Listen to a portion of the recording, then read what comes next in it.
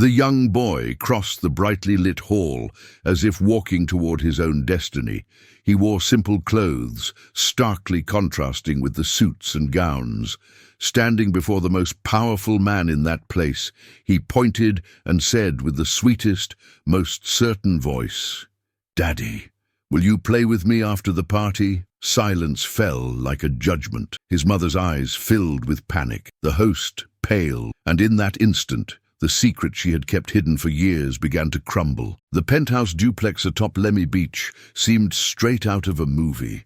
Modern chandeliers, live music, waiters moving with choreographed precision in absolute silence.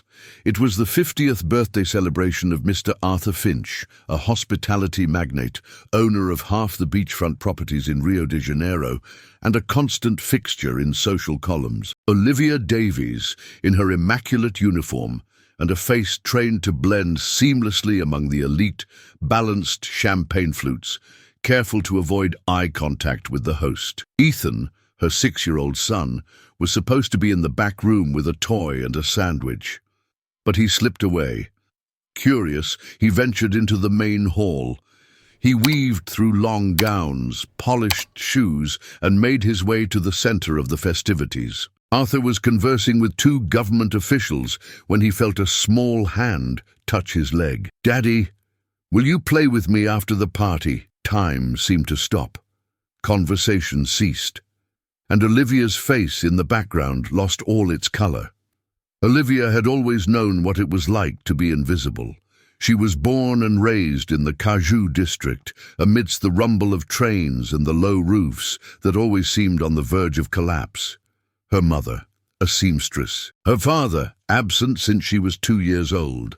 At 17, she became pregnant by a young man who swore eternal love and vanished the following week. With a baby in her arms and courage etched into her bones, Olivia did what so many women do. She fought for survival. She worked in a bakery, cared for the elderly, cleaned restrooms in a shopping mall. Until at 22, she secured a position as a general services assistant in a luxurious building in Copacabana. It was the first time she saw the ocean from someone's balcony. Gradually, she carved out her place. She began working directly for one of the most demanding and powerful residents, Arthur Finch. He wasn't amiable. He was respected, as feared as he was admired. A man who carried his own demons and rarely looked into the eyes of those who served him. It was during one of those rare moments of vulnerability that Olivia and Arthur grew closer. A shared confidence, a lonely night, a mistake, or perhaps a fleeting moment of truth. Ethan was conceived there, in a space between their silence and solitude. She never told him, not out of cowardice, but for survival. She feared losing her job, being labeled a gold digger, having her son rejected before he was even seen. She raised Ethan in the back rooms of the penthouse with love, invented stories about his father, and Sunday outings to Otero Park. But as he grew, the questions came. "Mom, why don't I have a dad? And that man in the suit, why does he look like me?" Olivia would deflect, change the subject, smile outwardly while trembling inside. She tried to shield her son from the pain she knew all too well, the pain of not being chosen. And then, that night, he crossed the hall. He said, "Daddy," and everything she had hidden for 6 years was on the verge of exploding. Ethan had always been a boy, brimming with imagination. He created adventures with scraps of paper, transformed cushions into castles, and saw magic even in the sound of the elevator. But among all his fantasies, there was one he couldn't turn into reality. Having a father. Everyone has one. Why don't I? Olivia swallowed hard every time she heard it. Your father was a traveler, but he loved you very much. It was the lie she repeated most often, and the one that hurt her the most. But Ethan wasn't foolish. He observed. He noticed that the serious man, as he called Arthur, always appeared at important parties, gave firm commands, and had the same eyes he saw in the mirror. The way he walked, the expression when he was thoughtful, even the way he furrowed his brow. All of it stirred something in the boy, and fueled a desire to be seen. The last time Arthur passed him in the corridors, Ethan waved timidly. The man didn't see him, or pretended not to. To Ethan, it was like waving at the sky. One day, while Olivia was hanging clothes in the back courtyard, he appeared with a sheet of paper in his hands. "I'm drawing my family." She smiled, expecting to see just the two of them, as always. But there were three: him, Olivia, and a tall man in a blue suit. "This is my dad. I think he really exists. He just hasn't found me yet." Olivia felt the ground shake beneath her. She tried to divert him, cutting off his questions with playful distractions. She changed their routes so they wouldn't cross paths with Arthur anymore. She asked the doorman to distract him on party days. She did everything except tell the truth. But the more she tried to hide, the more the boy wanted to know. And the closer he got to that man who, unknowingly, was already a part of him. That night of the party she had promised herself, "Today he stays in the room. There will be no risks." But one lapse was enough. 1 minute. A poorly closed door. And Ethan's dream, to be acknowledged, to have a father, to play with him just once, pushed him into the midst of the party, into the midst of the fall. Ethan crossed the hall with the courage only children possess. He didn't think of etiquette, of stairs, of rules. He thought only of the desire to be seen. Arthur was surrounded by men in ties, raised glasses, and restrained laughter, but feeling that gentle touch on his leg, he turned and saw a pair of eyes that seemed his own. "Daddy, will you play with me after the party?" The phrase cut through the air like a bolt of lightning. The sound of music seemed to have been swallowed by that silence. Guests exchanged glances. An older woman coughed nervously. An aide stifled a laugh. Arthur paled. "Who are you, boy?" His voice wasn't a whisper, but an order. Ethan hesitated, then replied with innocence, "I'm Ethan, Olivia's son." It was as if the penthouse floor had cracked. All eyes turned to her, standing in the background with a tray in her hands, as white as the surrounding walls. Arthur, visibly flustered, knelt down and said through gritted teeth, "Look, kid, I'm not your dad, and you can't say that kind of thing in front of people. Understood?" Ethan didn't understand, but he felt. He felt the cut, the rejection, the weight of the no. People began to murmur again, suppressed laughter, poisonous whispers. Olivia ran to her son, scooped him into her arms with tear-filled eyes, and just said, "I'm sorry. I'm so sorry." She led him out through the back, amidst malicious smiles and inquisitive stares. In the service corridor, the sounds of the party still echoed, but in her chest there was only silence. That night Ethan didn't want to eat dinner. He sat on his bed, staring at the floor. "Mum, why was he mad at me? I just wanted to play." Olivia knelt before him, unsure how to begin. "Because he doesn't know who you are, son. And sometimes people get scared of what they don't understand." Ethan hugged her tightly, but said nothing. The next morning, his drawings had lost their color. His curious eyes were dull. He no longer ran through the corridors as before. He stayed in his room, quiet, holding his toy car, his hope silenced. In the building, rumors spread like wildfire. "Did you hear about the scandal yesterday? They say he's Mr. Finch's son, and she hid it all these years." Imagine the shame. Olivia heard everything without responding, and she felt that even though she had been invisible for so long, now everyone saw her, but in the worst possible way. The building supervisor, Mr. Douglas, called Olivia aside. "I don't want this kind of thing here. Scandals don't fit our standard. If this happens again, we'll have to reconsider your employment." She nodded, swallowing her shame, her fear, the lump in her throat. But what hurt the most was Ethan, silent, wounded, without understanding why the man he admired looked at him as if he were a mistake. Have you ever been rejected by someone who should have embraced you? Have you ever felt as if a simple yes could change everything, but the world answered you with silence? If this scene brought a lump to your throat, leave a yes in the comments so I know you're here with me. Your presence makes this story worthwhile. Days passed, but the shadow of that moment lingered. Olivia carried out her tasks with her head down. Employees avoided contact. Conversation stopped when she approached. And what wounded her most, Ethan no longer asked about his father. It was as if the boy had closed a door within himself, but life has silent ways of reigniting what seemed extinguished. On a rainy afternoon, Mr. Peterson, the building's doorman, quietly called Olivia. "Do you have a minute?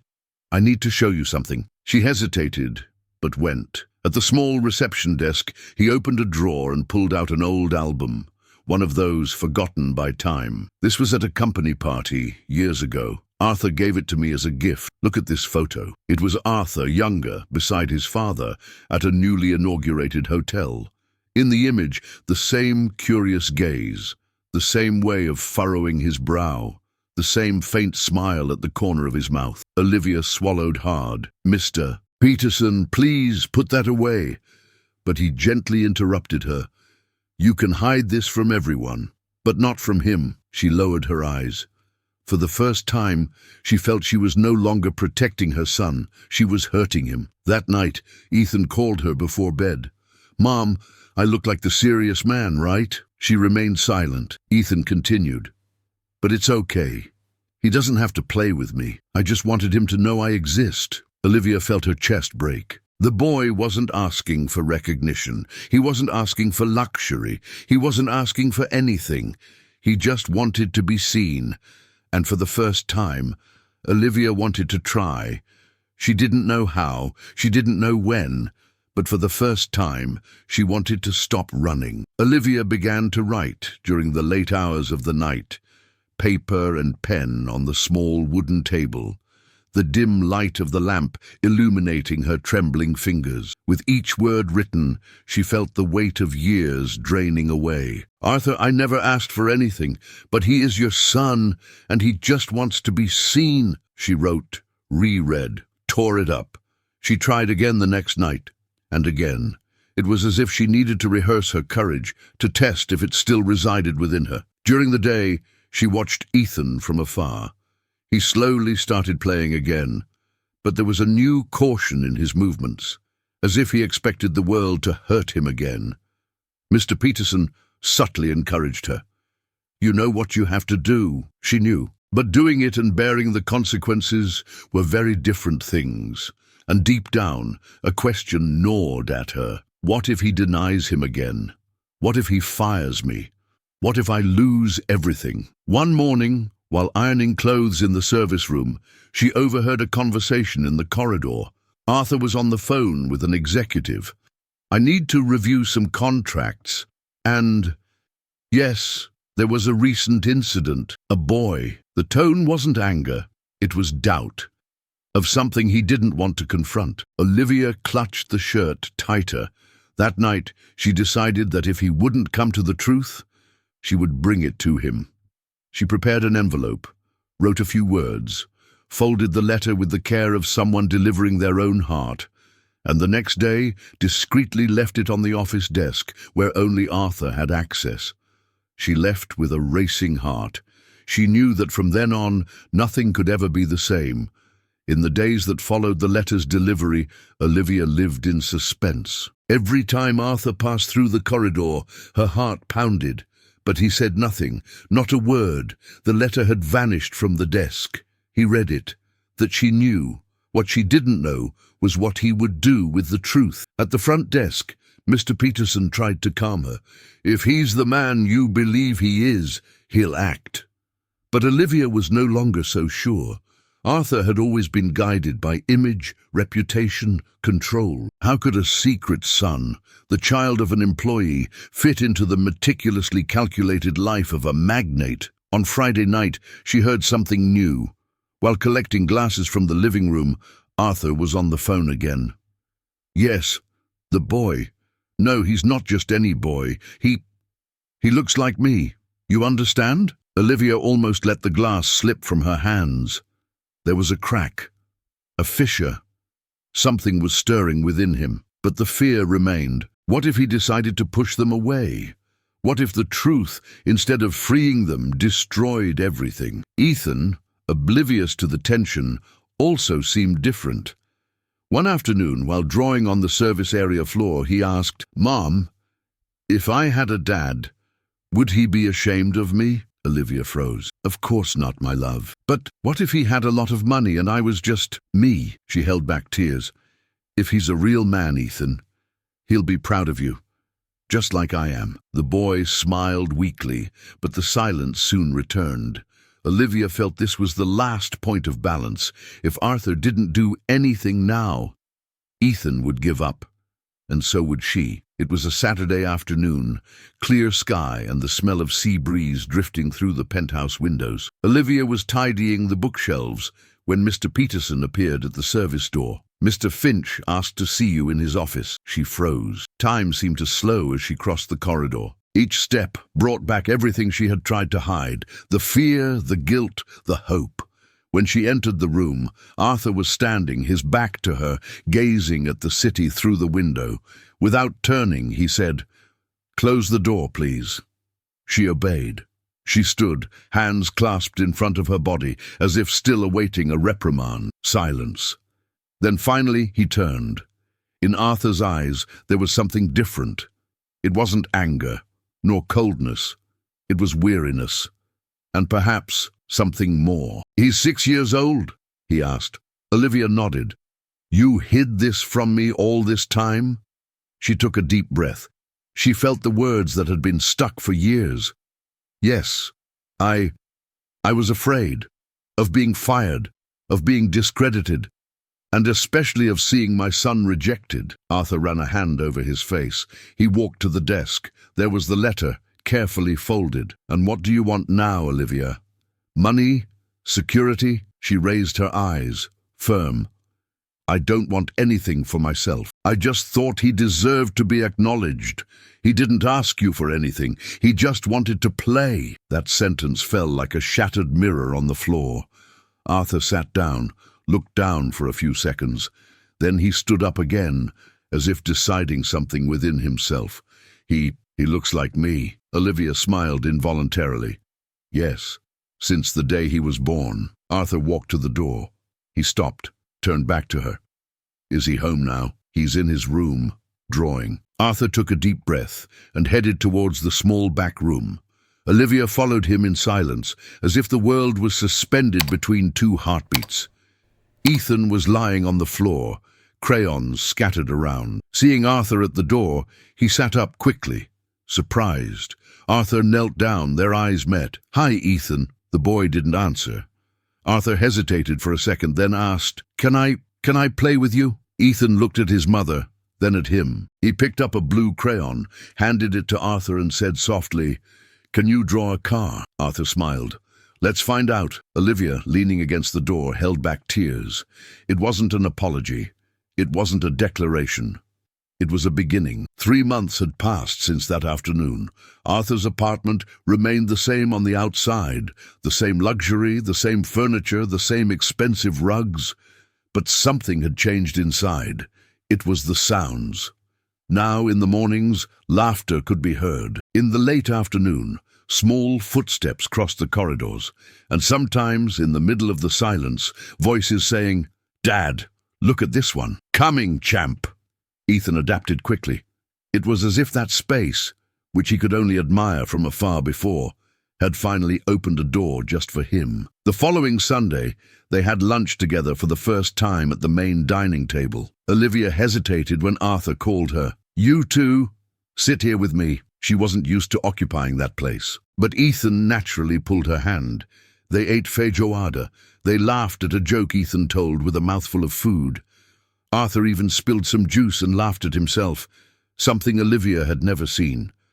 Afterward, they stayed on the balcony. The Rio sky opened up to a cloudless blue. Arthur sat on a lounge chair. Ethan lay on his lap, a book in his hands. Olivia watched from the doorway. She had a dish towel in her hands, but there was no more hurry. Arthur looked up and called her with a nod. She walked to them, sat beside them.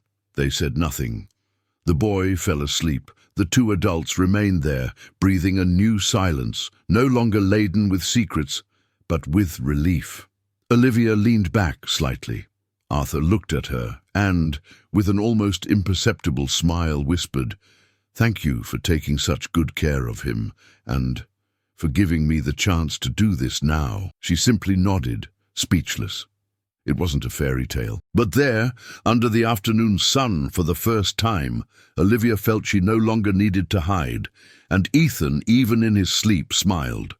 Arthur began to see the world with different eyes.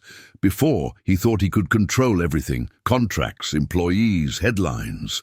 But he never imagined that a simple daddy, uttered by a child, could turn his universe upside down. It was Ethan who taught him that true power isn't about impressing audiences, but about not disappointing a pair of eyes that believe in you. Olivia, in turn, understood that hiding the truth out of fear is like building a wall within your own chest. She did it to protect her son, and for years believed it was the only way. But when she allowed herself to open the door, she found something she no longer even dreamed of: recognition, respect, and love. And Ethan, even small, showed that hope is stubborn. He didn't need proof. He just felt and waited. Even after rejection, he still believed that man would one day see him, that family wasn't formed by convention nor by obligation. It was formed because someone had the courage to tell the truth, and someone chose to listen. How many stories like this live in silence out there?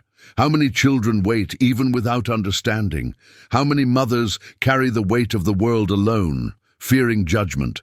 Perhaps you know someone like this. Perhaps you are someone like this.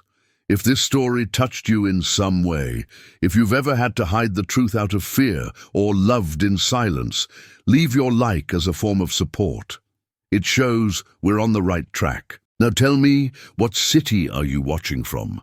Seriously, I read all the comments, and I make a point of responding kindly to everyone who takes a moment to write here. And if you believe in the power of stories like this, subscribe to the channel. Every new subscription is what gives me the strength to keep bringing stories that truly matter. Don't go yet. Choose one of the 2 stories I left on screen and come with me to the next video. I'll see you there.